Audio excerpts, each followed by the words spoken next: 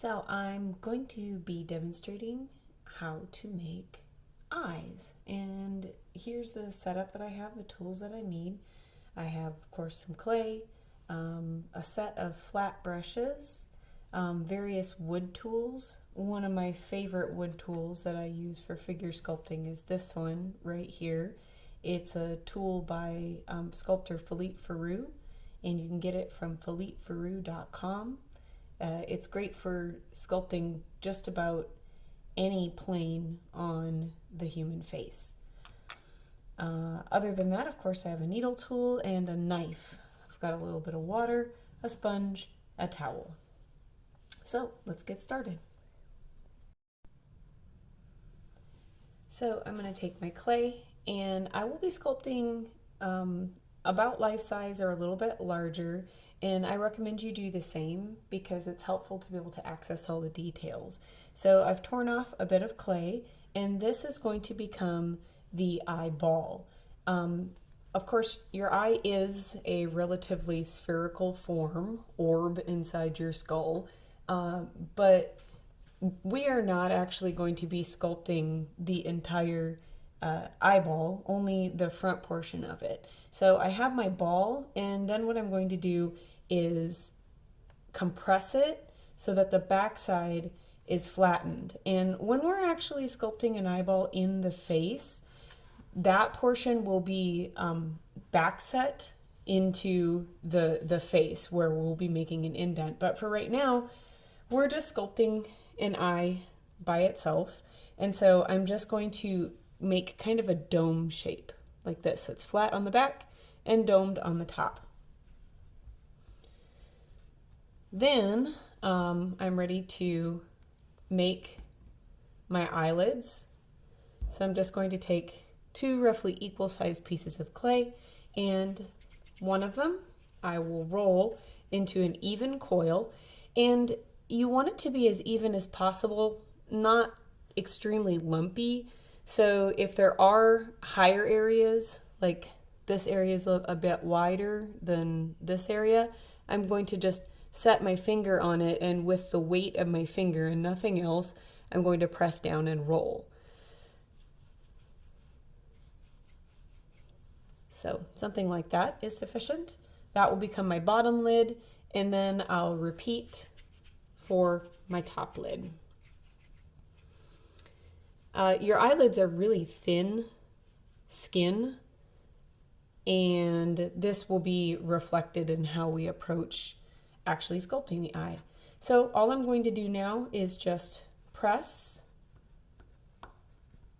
the coil to become what I call a sloil or a slab coil. And it's helpful for me to watch the edge of the coil up here and to see that it is not jogging up and down too much. Like it's jogged down here a little bit, but that's not such a big deal.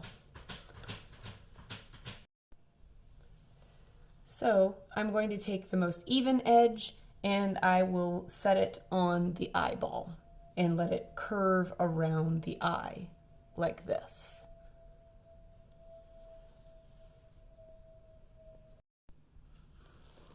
So this is what it looks like a bit closer. So I've curved it alongside the eyeball. But now that's really thick for an eyelid, and what I'm looking at here is this shadow versus this highlight and the eyeball. Sculpting is all about play of light and shadow, and so it's really imperative to pay attention to those kinds of things. So the next thing that I'm going to do is actually press the eyelid closer to the eyeball, like this.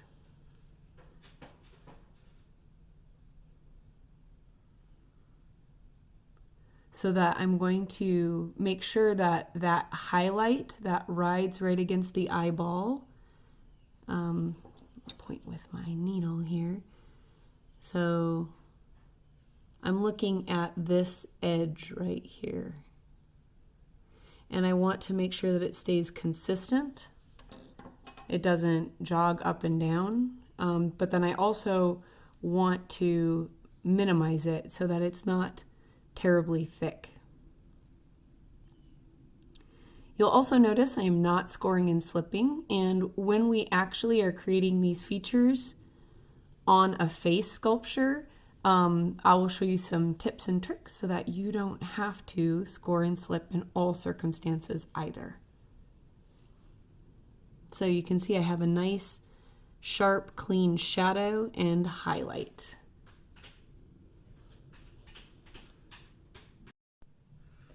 The next thing is important to remember is this is going to be the bottom of the eye, and this on the human eye is really not curved. It's actually a bit more straight.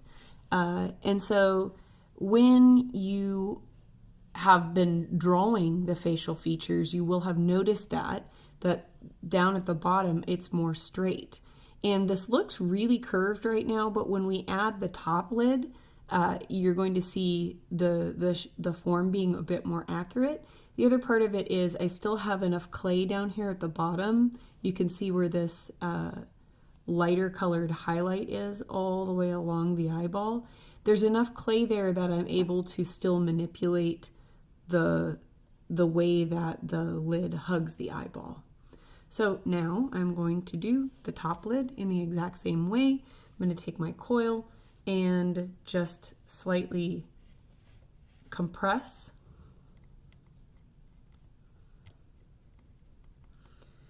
I'm essentially dragging my finger over the coil as opposed to, initially I was just pressing and dabbing, but I find that it's a lot more consistent when I can drag my finger.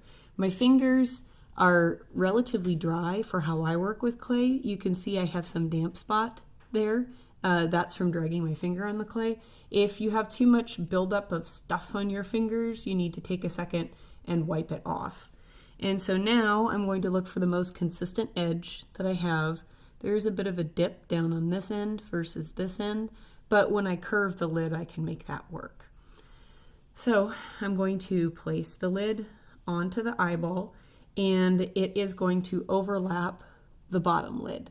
And again, that's really thick right now, so I'm going to place it at the angles that I need it to be at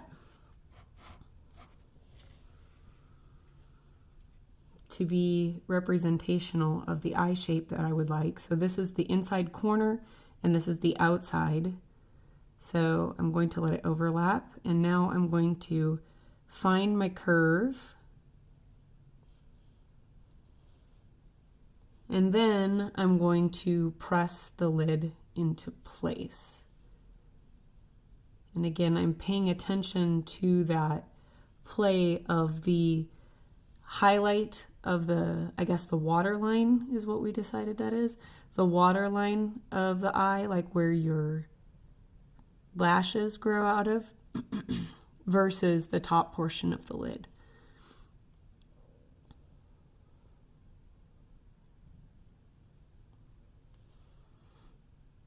So that is a good start for a basic eye. You can see the depth of the lid, and you can see how the ball itself does not protrude out further past the lid. And that's all we're trying to do right now, is just get the basic eye form. The next thing that I usually do is these corners, I will make them deeper, because right now we have a dome shape, but again, an eye is a sphere shape.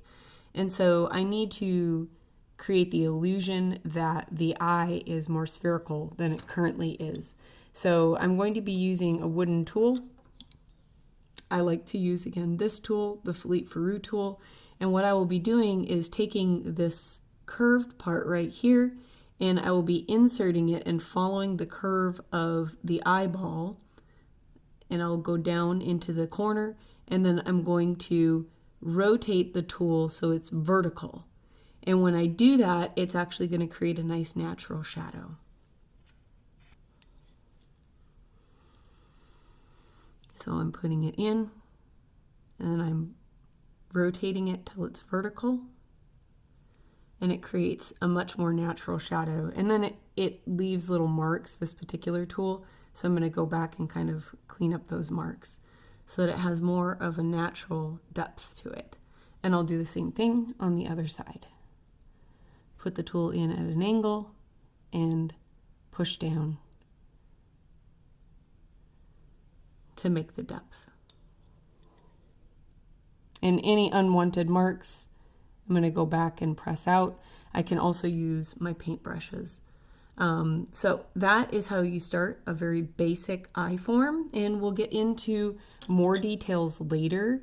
And I would still look at this a bit more directly because I can see that, for example, the lid depth here versus here varies too much for my preference.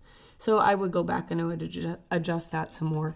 But for the time being, all I need you to do is to be able to make consistent flat lids and be aware of where the placement should be. So that is one way to make a basic eye form. Another way to make a basic eye form is to take a ball of clay and again make that dome shape. But this time I'm not going to add clay. Instead, I'm going to just press out the shape. So using, again, this Philippe Ferrou tool, I'm going to start with the corners. And so here is the corner of the eye. And so I'm going to take my tool and I'm going to keep it at the angle of the clay. So it's matching right now, the angle of the clay. And then I'm going to take it and I will tilt it forward to make that right angle, and I'm making that depth there. And then I'm going to simply press to make the shape of the eye. And I'm just using the edge of the tool along where the upper lid line would be. Just like that. And then I'm going to do the same thing at the back corner, press to round, and then I will do the bottom of the eye. I sometimes will start like this, and then I will add lids on in addition. So this is just another way to produce a basic eye form. Right there. And this is a bit faster, and at a really small scale, this works very, very well. But the major issue that I have with it is now I'll have to go back in and I'll have to press out for eyelid creases and everything like that as well. And so I like using the additive method, sometimes in conjunction with this method.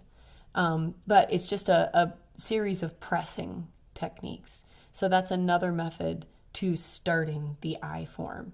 I just want you to be familiar with one or even both. I encourage you to try both to see which you prefer.